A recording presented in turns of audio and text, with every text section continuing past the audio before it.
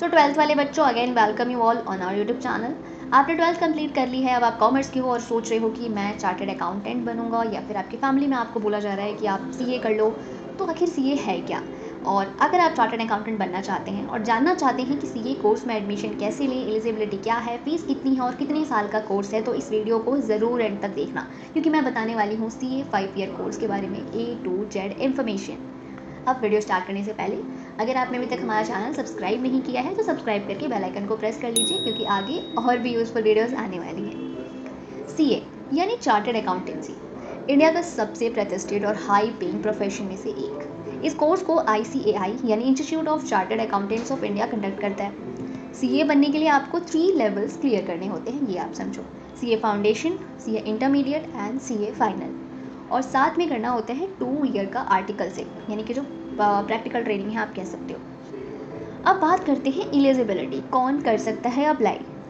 अगर आपने 12th पास की है, मतलब 10+2 आपने कर लिया है, आप किसी भी स्ट्रीम से हो, तो आप फाउंडेशन रूट से सीए कोर्स ज्वाइन कर सकते हो। मतलब आपको फाउंडेशन के लिए रजिस्ट्रेशन करना होगा, फिर आप फाउंडेशन का एग्जाम दोगे, देन इंटरमीडिएट, देन फाइनल। तो आपके लिए ये वे होगा सीए में एडमिशन यानी कि सीए में अप्लाई करने का। अब दूसरा वे क्या है, अगर आप ग्रेजुएट हो या फिर पोस्ट ग्रेजुएट हो, तो आप डायरेक्ट एंट्री रूट से सीए इंटर में एडमिशन ले सकते हो। मतलब आपको फाउंडेशन देने की ज़रूरत नहीं है, आप डायरेक्ट एंट्री सीए इंटरमीडिएट में लेकर के और फिर सीए इंटरमीडिएट का एग्जाम दोगे एंड देन सीए फाइनल का एग्जाम दोगे, ऐसा भी कर सकते हो आप। ठीक है। अब ग्रेजुएट में अगर आप कॉमर्स ग्रेजुएट हो, मतलब आपने बीकॉम किया है, तो आपकी 55% होनी चाहिए एलिजिबिलिटी। अगर आप नॉन कॉमर्स हो, मतलब आप बीकॉम के अलावा आपने कोई और कोर्स किया ग्रेजुएशन में, तो आपकी 60% होनी चाहिए ग्रेजुएशन में। ये है एलिजिबिलिटी आपकी। तो 2 तरीके हैं आपकी सीए में जाने के, मतलब आप अगर 12th हो तो फाउंडेशन, और अगर आप ग्रेजुएट हो तो डायरेक्ट एंट्री इंटर से ले सकते हो। अब बात करें कि रजिस्ट्रेशन प्रोसेस और टाइमलाइन, मतलब ये जो आपका 5 ईयर है ना, ये किस तरीके से आपका डिवाइडेड है इन तीनों लेवल्स में। अब देखो, सबसे पहले तो सीए का जो कोर्स है उसमें रजिस्ट्रेशन जो आपको करना है, ऑब्वियसली ICAI अगर करा रही है तो आप उसकी ऑफिशियल वेबसाइट पे ही करोगे। ठीक है। अब ऑफिशियल वेबसाइट में डिस्क्रिप्शन में लिंक पेस्ट कर दूंगी, आप वहाँ से जाके उसके बारे में और बहुत सारे इन्फॉर्मेशन पढ़ सकते हैं, और अगर कोई डाउट होगा तो कमेंट में भी कमेंट करेंगे तो मैं आपको रिप्लाई करूँगी। अभी हम बात करते हैं टाइमलाइन की। अब देखो, पहले तो एक चीज़ ध्यान रखो कि आखिर एग्ज़ाम कितनी बार होते हैं। सीए फाउंडेशन, इंटरमीडिएट और फाइनल, इन तीनों ही लेवल्स के जो एग्ज़ाम है ना, साल में 3 बार होते हैं। हाँ जी, बिल्कुल सही सुना आपने।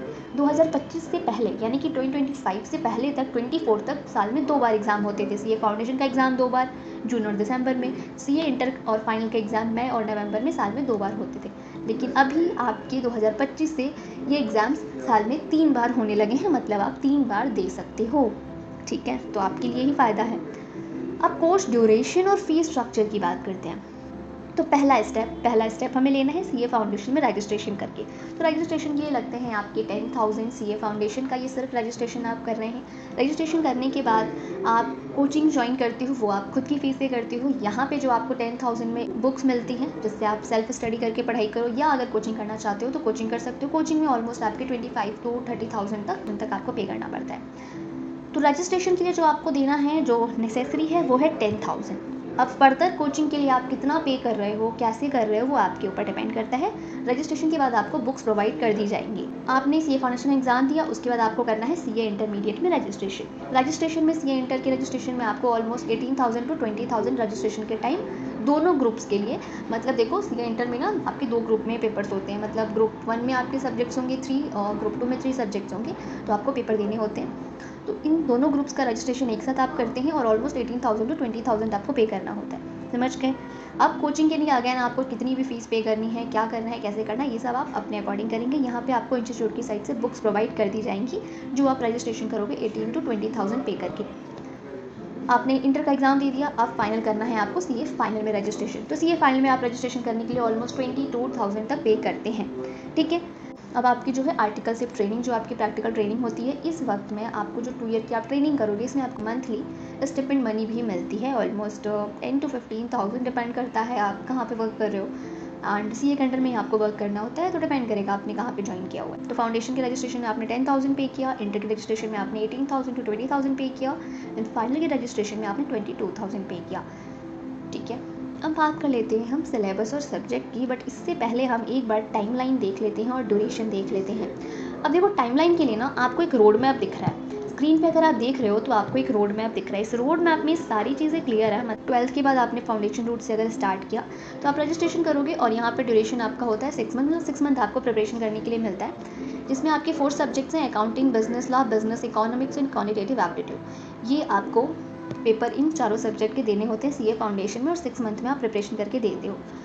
निकलने के बाद आप इंटरमीडिएट के लिए रजिस्ट्रेशन करते हो और इंटरमीडिएट का जो आपका टाइम ड्यूरेशन रखना है मतलब प्रिपरेशन के लिए ऑलमोस्ट 8 to 10 मंथ्स का रखना है। इससे कम टाइम पीरियड में आप फाउंडेशन के बाद इंटर तुरंत नहीं दे सकते हो, इतना टाइम पीरियड आपको गैप रखना ही रखना है 8 to 10 मंथ्स का प्रिपरेशन के लिए।